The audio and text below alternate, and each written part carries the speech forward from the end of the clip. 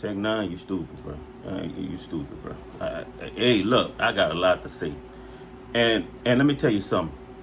For those who don't know, the reason I have something to say, and the reason they DM me this, and I'm gonna give this disclaimer, is because I'm from P2R Films. I had a P2R Films channel, and that channel was a Big Boy Records channel. It was Big Boy channel, but I was there really representing my dude Chuck, Big Boy, right?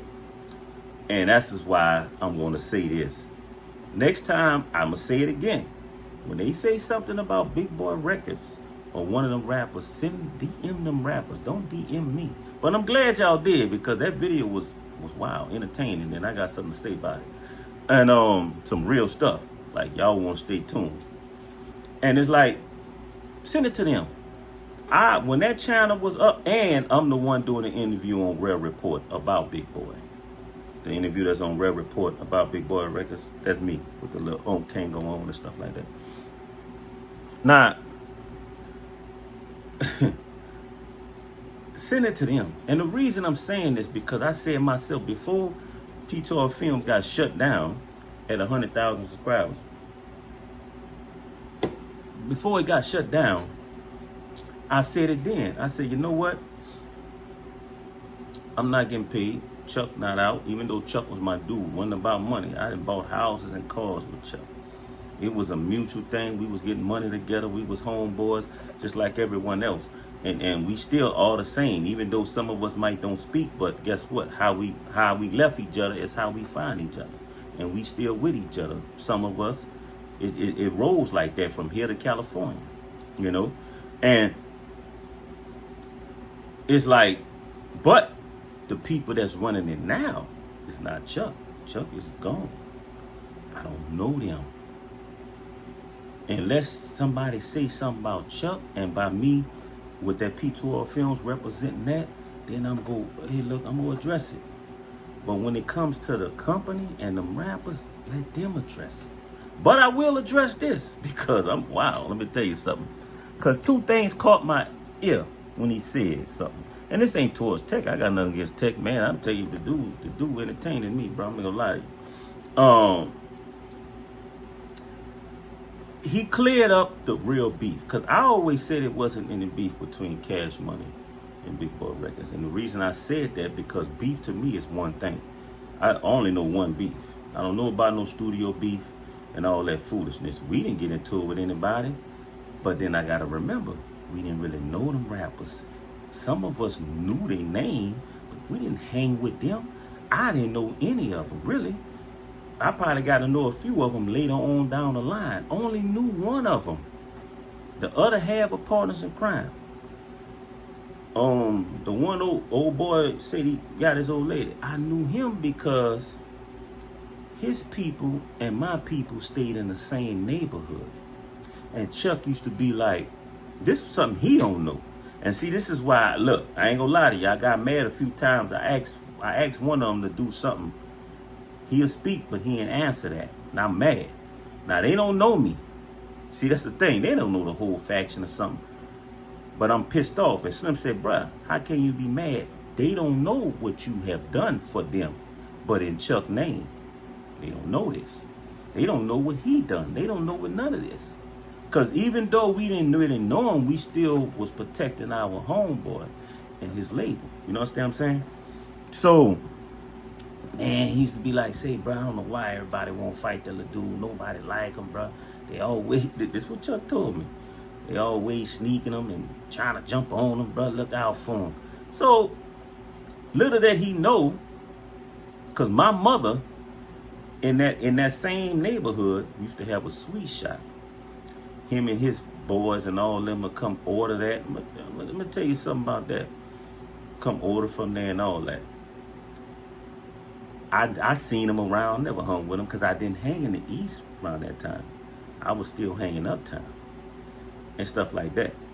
Now, I'm going to get to that. I drifted off. I'm going to get to that. That might be another video, another story about that. So that's how I know him. Don't really know the dude. You feel me? I used to hear a lot about him. I used to hear a lot of, you know, like Chuck said, a lot of people used to always want to fight that dude, bro. I don't know why, bro. I don't know why. But it might be because of this. I think they probably used to go pick stuff that they knew nothing about. Used to mess around in the streets and think it was a game. Because like your boy said, he shocked me with the mix part. He said Mr. Mina got into it with Yellow Boy, and they got into a mix, and Mr. Mina might have came out on top. See, this what made me think there's some internet shit. I ain't saying it, Mr. Mina who. I don't know him. I don't know him. I didn't hear of other situations that didn't sound like that at all. But I don't know him. So it could be true. I don't know. I never noticed. I never said the dude was a coward. He never looked like a coward to me. I've been around him. Used to try to, when I had that good, you used to have pounds and stuff. You used to try to sell them jive ass niggas weed. They never bought it. Stuff like that. But as far as I know about it, but he cleared the beef up. I said, okay, well, it was a beef. It really was getting down. But he said that they was hunting for him, about to take him out. I said, damn, that's the second Cash Money person from Cash Money said they was gonna knock them boys off. One of them said it in front of them. I said, damn, it's 30 years later. Hey, truth coming out. But I'm gonna say this too. You had one of those rappers that was mad at UNLV. You had one of those rappers try to, want to dump some money. Somebody was beefing with. I ain't gonna say no name. Wasn't partners of crime. Wasn't none of them. But one of those rappers was trying to dump some money. My guess, he went around Chuck and went to Chuck homies. Now, this was equivalent of going to probably Sterling or Gangster. I'm saying names that you know about, Levi or something equivalent to that. Going to them back in the days with a bag. And he really wanted that. Now, to be real with you, it wasn't going to happen because you know how it goes. How you want to come. That's just like, I don't know. I can't give you an example, but that's just like somebody that's not about none of this stuff come and act like trying to dip into the game. What you think gonna happen? Especially if the police get them, So the consensus was the money was gonna be taken. Nothing was gonna happen. Nobody was coming. Nobody was jumping in that water for this dude. No matter how much it was.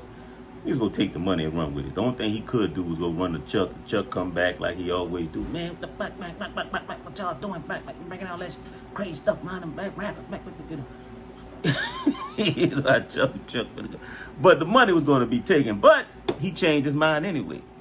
He came back. He said, "Nah, I'm not gonna do it, bro, cause I made the song, and that it might come back on me." So they playing the game, trying to get money out of him anyway. Like, man, what the man? You had us all suited and booted and wop, jive ass, don't bring this BA in around me no more, man. Wop. He got to give something. You try to get some money out of him, you know what I'm saying? When all in all, it wasn't going to happen anyway. I'll be real with you. Hold on. It was not going to happen. Nobody, come on, man. Come on. But that's like a pastor coming to pay you. But it wasn't going to happen.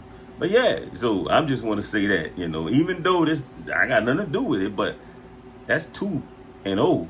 Well, it's still 2-0 because it wasn't them. But you had one of those rappers was mad, bro. I don't know what it was. I think it was damage of his truck or something. I don't know. That boy was mad. But he just gonna get got. So I don't know if he knew that or he just really thought, he was gonna get got. Then one, look. He was gonna take the money. He would have to run the Chuck. But yeah. So I guess it really was beef between that. And that clears it up. Lil Yah came on here saying it was internet stuff. Even him and Mystical said it was internet. It wasn't real beef. Tech saying something different. Tech said even the kids in the neighborhood was throwing rocks at his truck. It sounds weird because if you're beefing with this dude, right? Why you riding around 6 in Barone knowing you ain't gonna bust a grape in a fruit fight? That's what I'm trying to figure out. But that's, it's crazy to me. But yeah, man, Tech, that was wild. The man, wife, bro. Listen.